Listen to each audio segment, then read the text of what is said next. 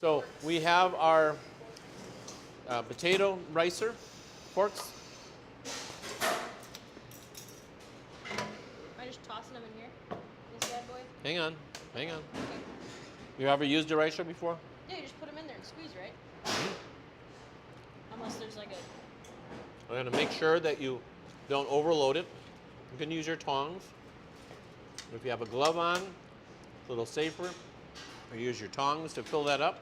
Then you're going to squeeze those into there.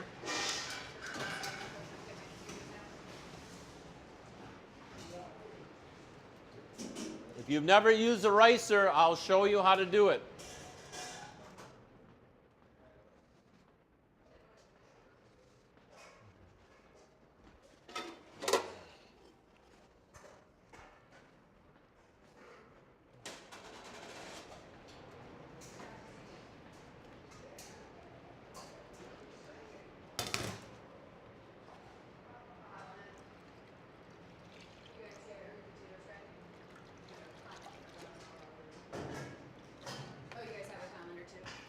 Yep.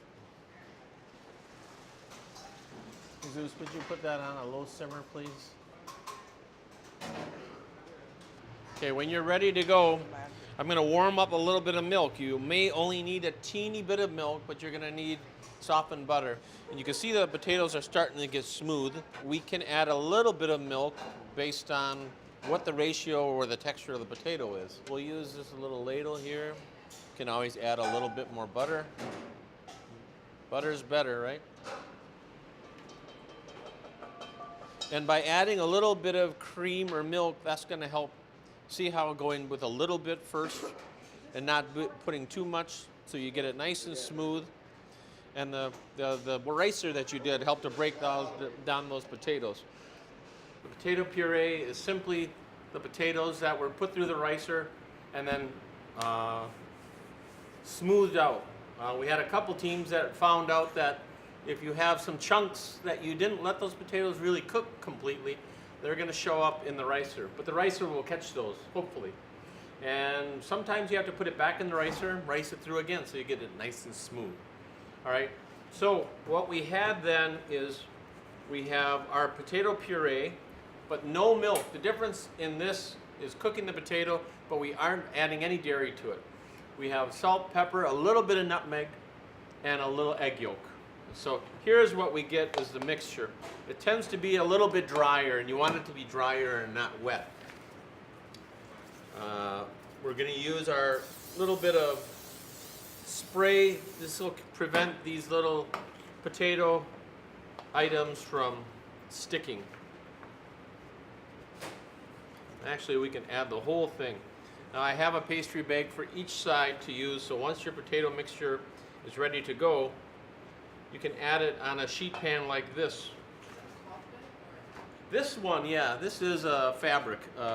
We use plastic, we use cloth sometimes. We happen to have this nice one. You have to make sure that you get the product down here and you force it down so it comes out of this star tip. And then what I usually do is twist it so that I know some of this coming out. It gives it a nice texture by doing the star tip. And if you can't see this, come closer because it's easier to see the technique. If you're standing way over there, you can't see. So come closer because then you're going to say, how come I'm not doing it the right way? Because you didn't watch. So you go around in a circle, 1, 2, and up. Okay? Just, again, a refined way to serve a potato. So now this is your mixture, so you try it. Okay. Keep the potato mixture and let's bring this closer to you. Okay. Get this out of the way. Make your board more accessible. Don't have a lot of stuff laying around so that you can't do that. Ralph, come on over here.